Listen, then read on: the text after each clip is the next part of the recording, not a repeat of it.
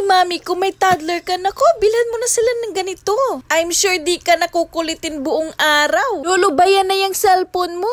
Ito nga yung Target shooting ball toy. Nabili ko lang to ng 150 pesos, mga mi. May whale-themed Target board na. May kasama na ring adhesive na pangsabit. May 6 na balls na yan with 3 different colors na may magic tapes para dumikit dun sa Target board. At syempre, itong cute na ball gun. I-open mo lang to, andyan mo ipapasok yung mga balls. Just pull the trigger at dito naman lalabas yung ball when shooting. Make sure na malinis yung wall before ka magdikit ng adhesive. And you can start playing with your kiddos. I'm sure mag-i-enjoy talaga sila. Kahit nga matanda, mag-i-enjoy dito sa laruan na to. At perfect pa tong pangregalo.